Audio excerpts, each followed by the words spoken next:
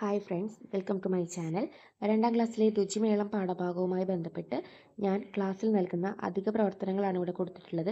ഇത് അധ്യാപകർക്കും കുട്ടികൾക്കും ഒരുപോലെ പ്രയോജനമാകുമെന്ന് കരുതുന്നു. ആദ്യത്തെ പ്രവർത്തനം വിവിധ തരം പലഹാരങ്ങളുടെ പേരുകൾ തിരിച്ചറിയാനുള്ളതാണ്. വർക്ക്ഷീറ്റായോ പ്രവേശക പ്രവർത്തനമായോ ഇത് കുട്ടികൾക്ക് കൊടുക്കാവുന്നതാണ്. അടുത്ത പ്രവർത്തനം എൻ്റെ പ്രിയപ്പെട്ട പലഹാരത്തെക്കുറിച്ച് കുറിപ്പ് തയ്യാറാക്കാനാണ്. ഈ ഒരു മാതൃക അനുസരിച്ച് കുട്ടിക്ക് ഇഷ്ടപ്പെട്ട പലഹാരത്തെക്കുറിച്ച് സ്വന്തമായി തന്നെ കുറിപ്പ് തയ്യാറാക്കാവുന്നതാണ്. ഒരു ഉദാഹരണം നോക്കാം. എനിക്ക് ഏറ്റവും ഇഷ്ടമുള്ള പലഹാരം പഴംപൊരിയാണ്. അതിൻ്റെ നിറം മഞ്ഞയാണ്. അത് ഉണ്ടാക്കുന്നത് നേന്ത്രപ്പഴവും മൈദയും ഉപയോഗിച്ചാണ്.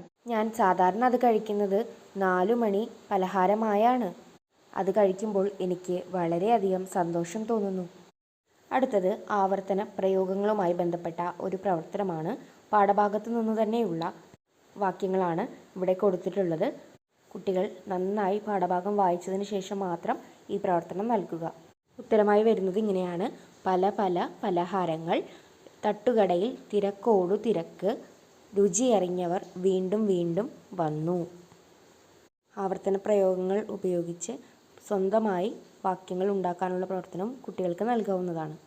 പാഠഭാഗം വായിച്ചതിനു ശേഷം കുട്ടികൾക്ക് സ്വന്തമായി ഉത്തരം കണ്ടെത്താൻ നൽകാവുന്ന പ്രവർത്തനങ്ങളാണ് അല്ലെങ്കിൽ ചോദ്യങ്ങളാണ് ഇവിടെ കൊടുത്തിട്ടുള്ളത്. തട്ടുകടയുടെ പേര് എന്താണ്? ആരാണ് തട്ടുകട നടത്തുന്നത്?